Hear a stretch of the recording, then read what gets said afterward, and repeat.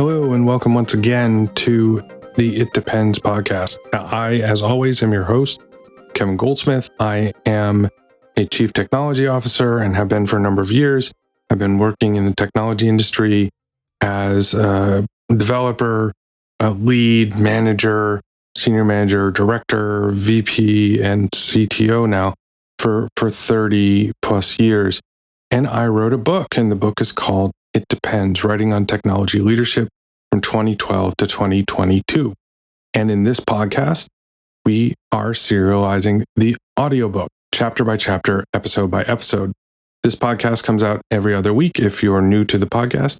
On the alternate weeks, there's a newsletter. That newsletter also is serializing the book. It's serializing, obviously, the text of the book. And that newsletter serializes the book out of order. This podcast serializes the book in order. And so you can subscribe to both and you get different content every week. We are now halfway through the book.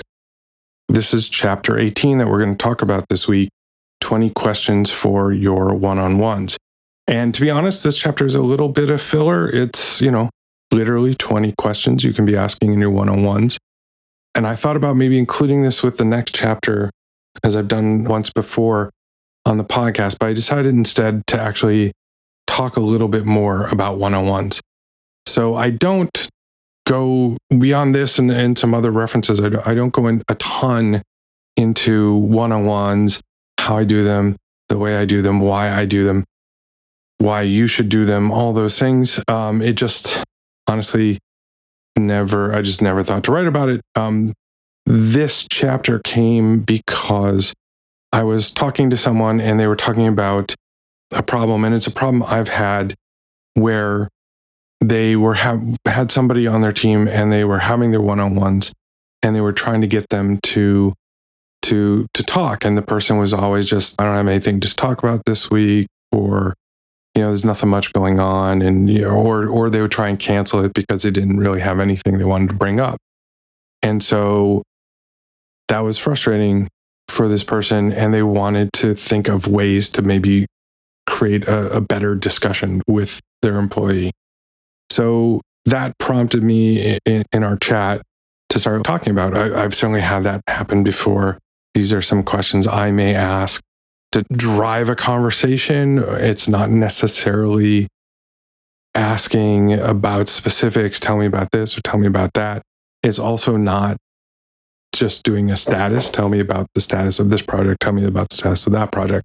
So these are questions that are there to maybe inspire a deeper conversation about more than just this person's performance. So let's talk for a minute about one-on-ones, because as I said, I don't really talk about it that much in the book. It's a practice I 100% believe in. It's a practice I absolutely follow and always have as a manager. It's a practice managers of mine over the years have had generally. And when I've had managers who didn't feel the need to actually have one-to-one time to talk about what's going on, I definitely noticed it.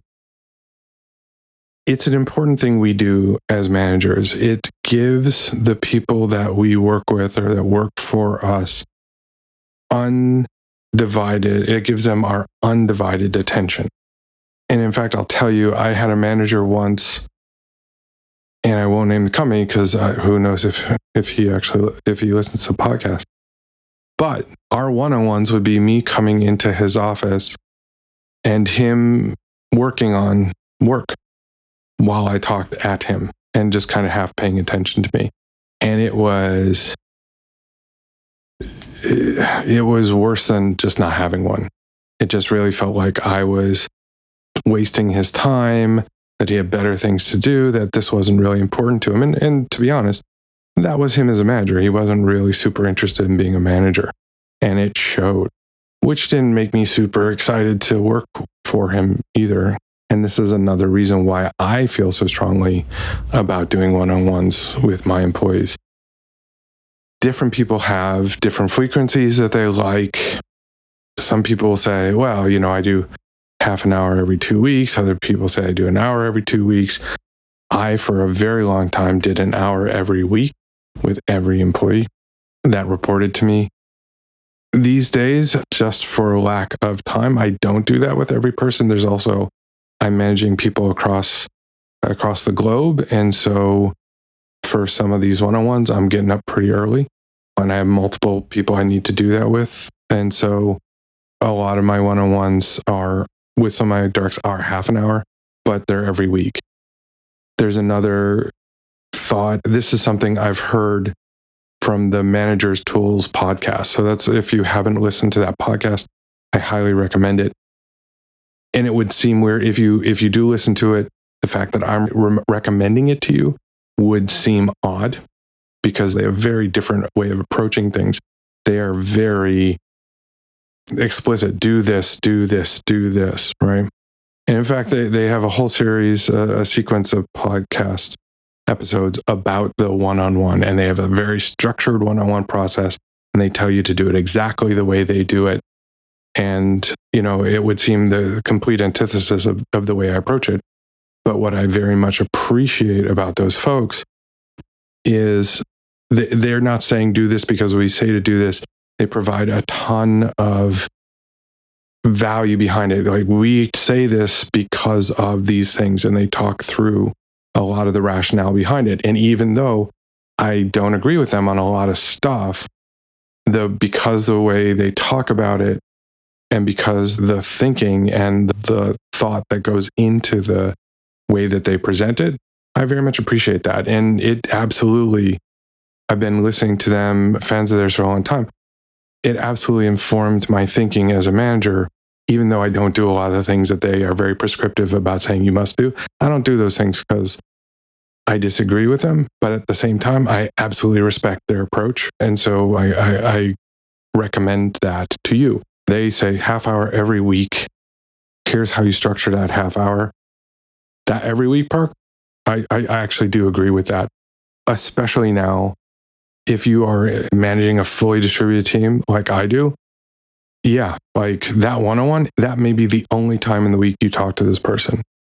And if you're talking to them every other week, that's not a lot of time that you're giving to them. And if they report directly to you, that's not a great signal to them about their value to you and their value to the company. And you can say, well, we're on Slack all the time, or I get email from them all the time. Not the same thing. Absolutely not the same thing. So no, I have always said one-on-ones every week with my reports. And I try to do an hour because, as I said, I'm not totally great at that currently, but it's also just because I can only get up so early in the morning to meet with the folks that report to me, but report to me in time zones many, many hours separated from my own. But I still commit to doing that. One of the things they mentioned in the Managers Tool podcast, which I also really appreciate, is you never skip that one-on-one. So you're traveling, you take the one-on-one from the airport, do it by phone. And I do appreciate that. And while I would love to say I absolutely do that, it's not totally true, but I definitely try. If you're fully remote, you're not in an office, you don't see people, you don't bump into them, they can't pull you aside for a quick conversation if they're having a challenge, giving them a period of time every week that's undivided attention for them, vastly appreciated. I'll say another reason why I say an hour as opposed to like a half hour every week. There's a lot of status, especially if you're a CTO at senior levels of leadership where you're managing people that are fairly autonomous because they have to be. So if you're a VP or a CTO or maybe even a director, you're not involved in all the day-to-day that your reports are. So you don't have a lot of context. And you may be getting updates about status and what's going on here and what's going on here, but it's going to be very disconnected. Especially in this situation, it's a little different if you're a team manager talking to somebody that's in the team, where you're in the team and you see a lot of stuff. In those, you don't really need status because you know the status. But certainly once you move past that, where you're managing managers, you need to have some of that time and status. And you can have team meetings and other ways to deliver that status. And if you believe like you have a good way to be getting that status, like you have a staff meeting or that kind of thing, okay, maybe you don't need an hour because the status part is taken care of. I don't currently have a weekly staff meeting with all my directs. And so because of that, yeah, a big chunk of the one-on-one is going to end up being status. Like, this is what's going on. This is what's going on. This is, hey, could you help us figure this out? That kind of thing. And so that is kind of a critical part of that one-on-one. And I want to still have time after we cover the status to talk about, how are you doing things? How are things handling? Is there a way I can help you turn it into, give some time for some mentoring? It gets lost in a half-hour meeting. Yeah, I have found. And it could also just be because I'm a talker. Obviously, I'm doing a podcast. I like to talk. So it could be that, could be part of the problem. I don't know. But I've really found that an hour a week, when I've had bigger teams, it's been a real problem, but I still did it. Now, since then, I'm usually managing fewer directs. So it works. It's not a massively undue burden, as I said, except for maybe time zone. So I do try and do that. You always have the option of reserving an hour and ending early if there's nothing more to talk about. You've covered it all. I want to share with you a trick. And I didn't write it in the book, and I should have. I gave a talk a bunch of years ago at Lead Dev about using agile techniques to be a better manager, taking ideas from agile coaches I'd worked with. And one of the things I talked about is also the subject of this chapter, is what happens if you have somebody that you're having a hard time kind of having substantive conversations with in your one-on-one, either because they don't feel comfortable, or you don't feel quite comfortable, or you haven't established a rapport, or they're just, they're not thinking that way. It's a struggle, and you want to have a valuable conversation with the people that work for you. I would suggest, rather than just we go into a conference room, and later I had a conference table in my office. I come into my office, we sit, and it's really this very staid kind of environment. I said, let's go take a walk. Like, hey, it's a nice day. Let's go take a walk. The cool thing about doing a walking one-on-one, getting out of the building, you could say, hey, there's this cafe. Well, I'll buy you a coffee. You pick a cafe that's half an hour away, walking, or 20 minutes away. You take a walk, you're going to talk, right? You're going to talk. It's more awkward to be two people walking in silence than it is to just have a conversation. And it may be inane, and it may be, what'd you watch on television? Did you see this movie kind of conversation? But that's a start. That guarantees you, at least, like I said, the distance from there to wherever you're going and back guarantees you a conversation of that length. And so you do that a few times, and you will start talking about work. It is the thing that you have in common, the two of you have in common. You will start to talk about work, and that'll help you get past the, I don't have anything, everything's going fine, I don't have anything to talk about kind of situation. Another trick around that, if you're struggling to get somebody to communicate with you, or just to have a substantive conversation, is another trick. Again, this works better in the office. It is much harder in fully distributed companies. When I had a conference table in my office, I had blocks on it like this. My wife had given me these cool kind of stone building blocks. So they were kind of cool and kind of high end. So I just had a pile of them in the middle of my conference table. And that was great, because that gave somebody sitting down there, they don't have to stare at you. They can be playing with the blocks and just talking. And I absolutely stole that idea from psychologists. Psychologists do that, especially child psychologists, where you're struggling to get a kid to talk about something they may be uncomfortable about talking about. You give them something else to do, something to do with their hands, something to do where they can focus their eyes on that instead of on you. Works great. That also was a great tool I had for just getting towards a better, more valuable conversation for the both of us. So I wanted to share those two tricks. I also wanted to share a little bit more about how I do one-on-ones, and I want to give you the chapter. This is 20 questions for your one-on-ones.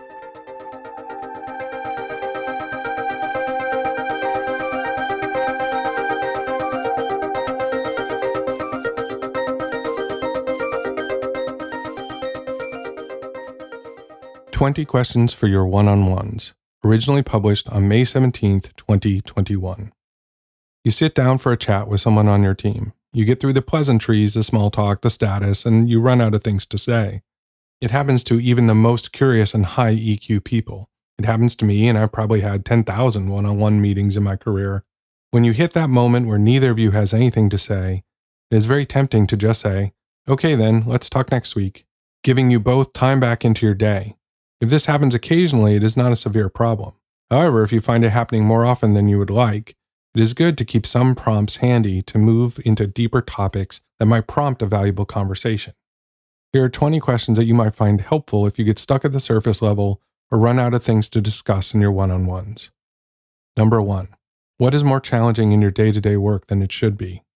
Number 2. What is the most fulfilling thing that has happened this week? Number 3. Who on the team has impressed you lately? Number 4. What are you looking forward to in the next 6 months? Why? Number 5. What haven't you told me that I probably should know? Number 6. What is the one thing that you miss from your last job or team? Number 7. Who on the team are you most worried about? Number 8. If there's one thing I should change about your role today, what would it be? Number 9. Who on another team do you most enjoy working with? Number 10. What do you wonder about? Number 11. How would you change the company strategy? Number 12. What is the product or feature that we should build next? Number 13. When do you feel the most satisfied at work? Number 14. What is the least favorite part of your job? Number 15. What percentage of your work time do you think you are in the flow state? Number 16. What is the one meeting that you would add to your calendar? Number 17. What is the one meeting that you would remove from your calendar? Number 18. What do you wish that I did differently? Number 19. What should I keep doing? Number 20. When am I the most helpful? If you don't like any of these questions, you can create your own list in a few minutes. You are looking for a question that gets the other person to think, share a bit more with you, and hopefully give you an avenue for deeper discussion.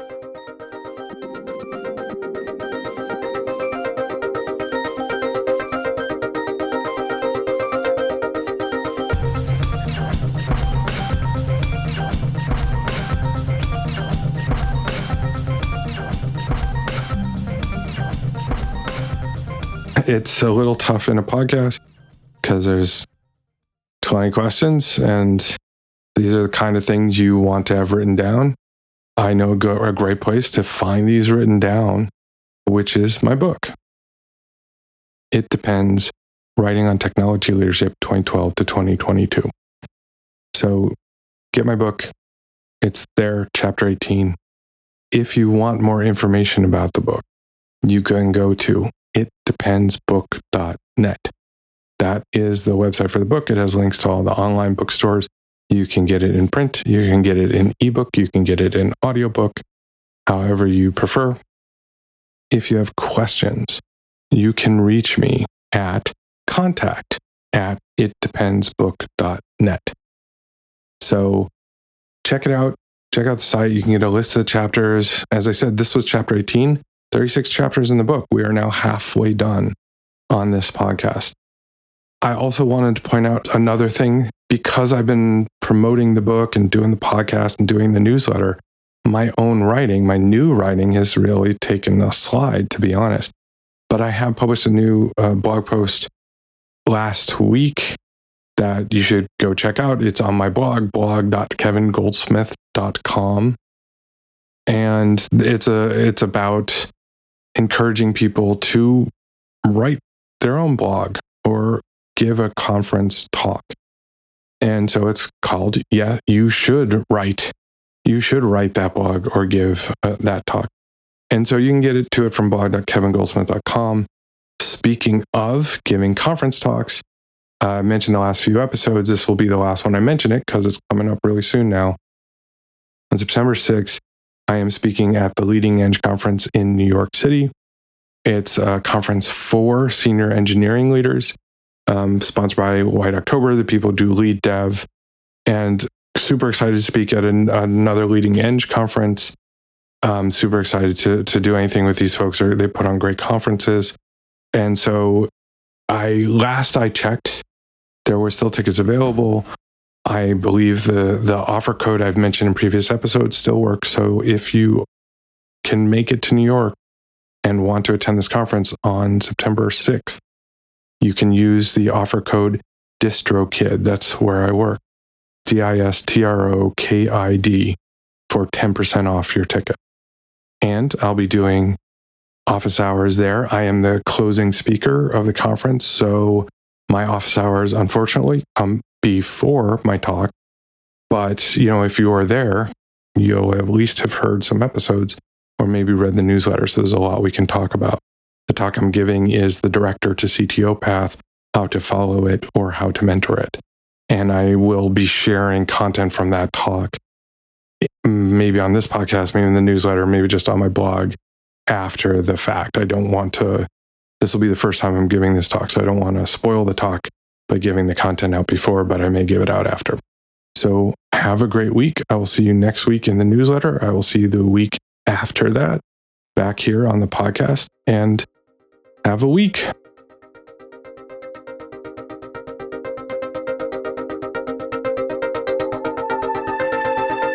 Thanks so much for listening. Please, again, subscribe, rate, share episodes of this podcast on your favorite podcast app.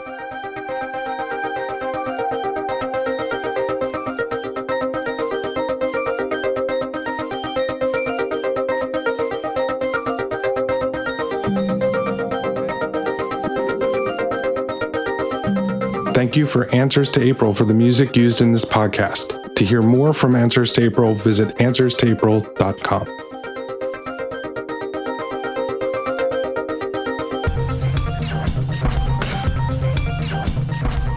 This podcast is a production of Unit Circle Media.